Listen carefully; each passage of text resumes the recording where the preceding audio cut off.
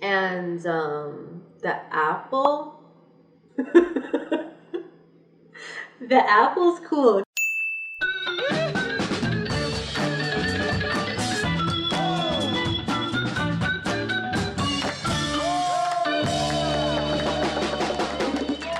Welcome back to Cooking Sheri. Today we will be making apple ricotta cake.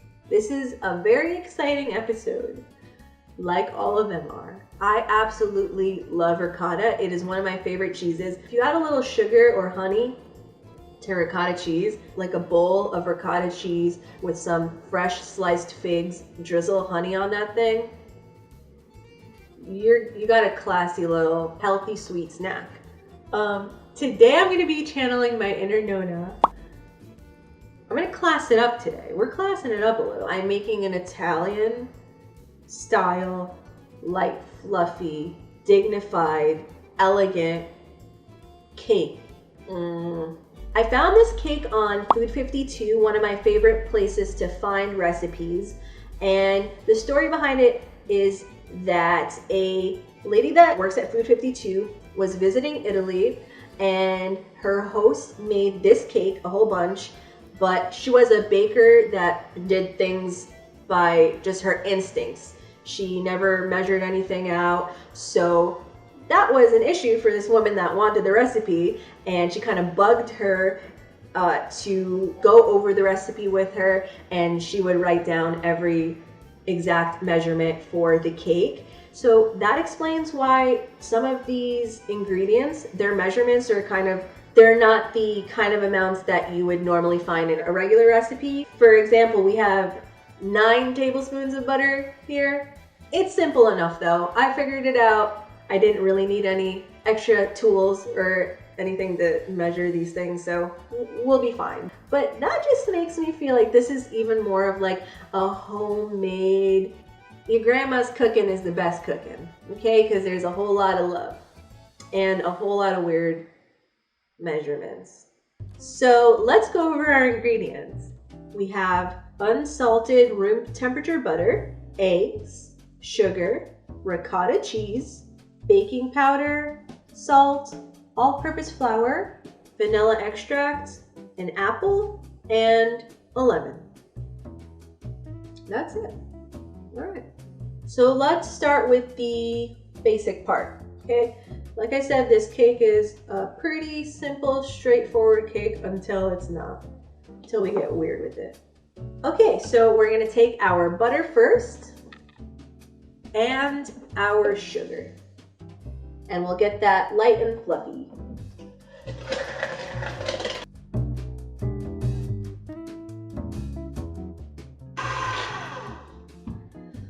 Woo!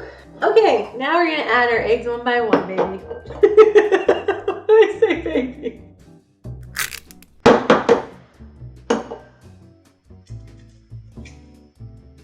That's some extra large eggs.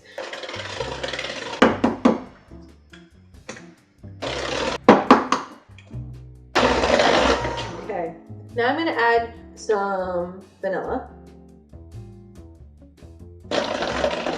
Okay, so we're just gonna peel and grate our apples. So I'm gonna take this and just cut it into, oh, I should have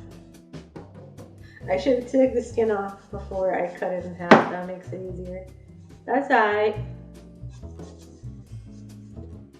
I'm a professional. I could do it any which way. Let me tell you about apples though. Hey Figo! Figgy loves apples. That's why she's running over here. I usually give her a little bite. Well, I have to give her a little piece now. Come on. Okay, I'm just gonna give you a tiny bit because I need these apples, Figgy. Here you go. Bye. Okay.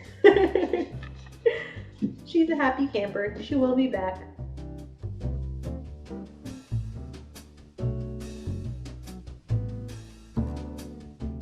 Okay, so I'm gonna take a bowl and it's like I have a microplane here. Okay, so that's how I'm gonna grate these apples. Let's see how that works out. seems to be working very fine.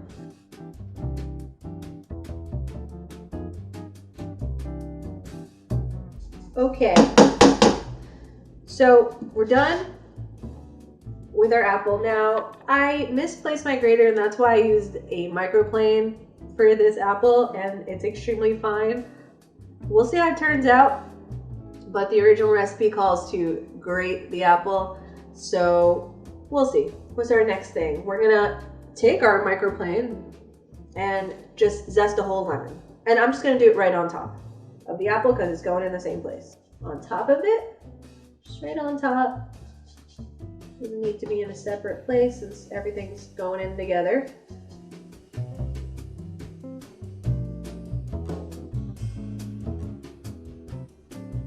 Lemon zest, lemon zest. Should I add a little lemon juice? I'm gonna add a squirt. I'm just gonna add a squirt of lemon juice. I can't help it. And I just love lemon flavor, so forget it, forget it. We're doing it, we're doing it. Okay, not too much. All right, that's good, that's good, that's good, good. Okay, what do? We got the apples. We're gonna take our batter. We're back. We're gonna put our apples into here. Okay, that's really pretty. Okay, gonna add our ricotta in here with our apples. Now they're together. Aww. Yeah, so let's mix that. All right, now on to our dry ingredients. Put that baking powder and salt in our flour. That's it. Do a little this, do a little that. Now we're gonna just add our flour mixture slowly.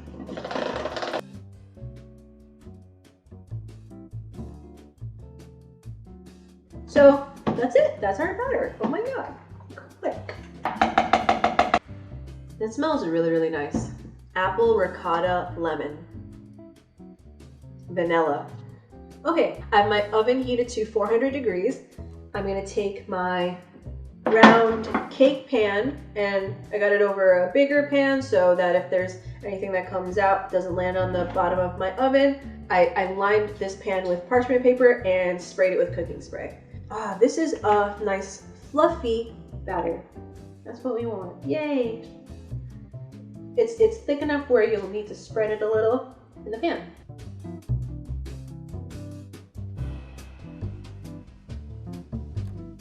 Okay, just gonna, it's so pretty. I'm like actually excited. Yeah, so the oven's a little bit higher. Usual 350, that's used for most desserts. So high temperature for a short amount of time, good color, but stays moist. There's a reason for everything. Thanks, Louisa.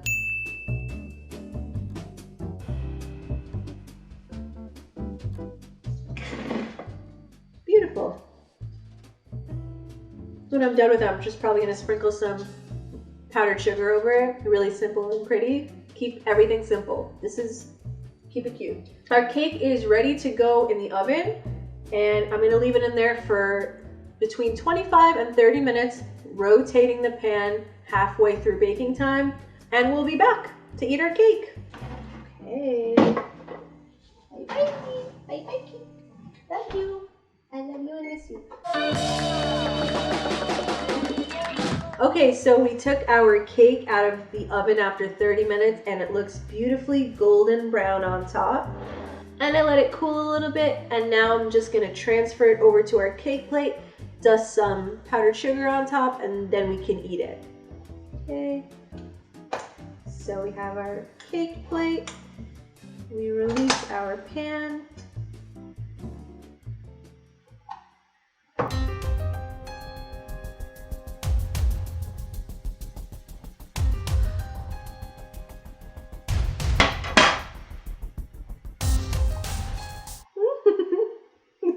It's a thrill every time I do that. Okay, but that worked out nicely, and look how beautifully brown it is. It's not just golden, there's browning to it. That's the color that you want.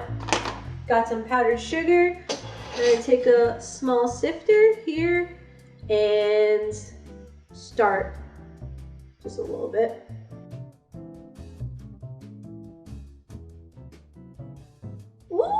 tastes like a funnel cake. I don't know, it reminds me of funnel cake. It's probably because it's powdered sugar. Next, who's nervous? Not me. So we are gonna cut a nice slice and dig in. I'm just excited because I think that this is gonna be really good. Like, this cake has a lot of factors that I think will make it a very special cake. Wow. That crumb is so nice. You could tell how light and fluffy it is. Okay, let's try it. Looks like the perfect cake.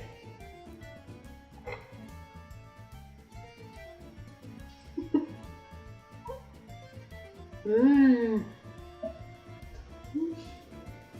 It's embarrassing to do these things, like first impressions, because I'm like super into this. Wow. This is so good. The crust is slightly crunchy. That browning on top added a little bit of texture, which is really, really nice. Just, yeah, ever so slightly crunchy. And the cake is, like I said, this insane balance of moist and fluffy. That's awesome, that I really haven't had in any other cakes before. The flavors are so well balanced. You don't taste one ingredient right away. You don't want anything standing out too much because its simplicity is the charm of this cake. Definitely channeled my inner Nona here. I really like it. I don't think that this needs anything added to it or anything taken away from it. This is a perfect cake. It's really great. How? I don't know. Does it make sense? No. Am I gonna eat it all? Probably. All right, guys, that's it. Biggie's here looking for some more apples. Thank you guys so much for watching. I had so much fun making this. Remember to comment, like, subscribe, hit the notifications bell to find out when the next video is posted. And I just want to say thank you guys so much to everybody that's watching and commenting. It's the best feeling to see this channel grow and to see that people are actually trying these recipes out and that you like them, because this is really fun to do and I'm really excited for the next one. And thank you, everybody.